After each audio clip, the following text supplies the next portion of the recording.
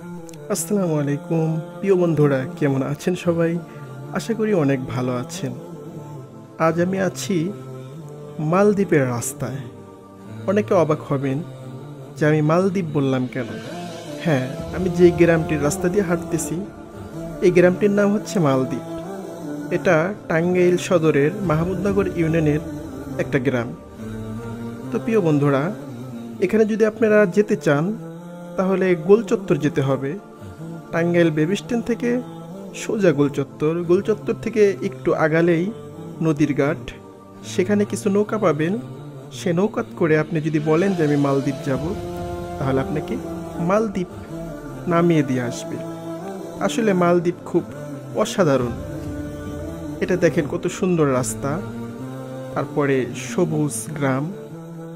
প্রিয় বন্ধুরা, এই মালদ্বীপ নামটি কোথা থেকে আসলো সেটা আমি বলতে পারবো না, কিন্তু মালদ্বীপ এজন্যই হয়তো দেওয়া হয়েছে, এই গ্রামটার চতুর্দিকে নদী, পানি, চতুর্দিকে পানি আছে আর মাঝখানে একটা দ্বীপের মতো।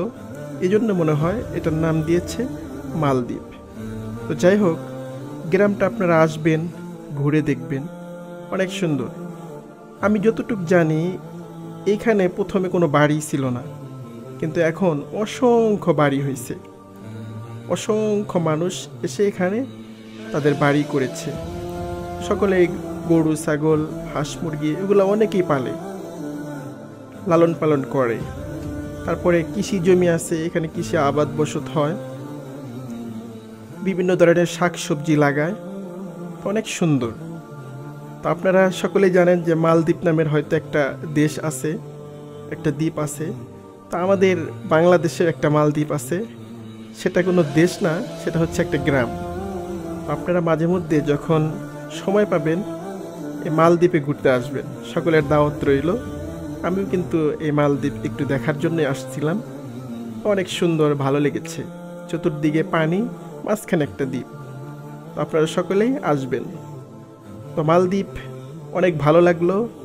তো আপনাদেরও আশা রাখি যে রাস্তাগুলো দেখাইলাম, যেই রাস্তার আশেপাশে যে ভিউটা, সেগুলো আপনাদের ভালো লেগেছে। যদি ভালো লেগে থাকে তাহলে অবশ্যই আমার চ্যানেলটিকে সাবস্ক্রাইব করবেন, লাইক, কমেন্ট, শেয়ার করতে ভুলবেন না।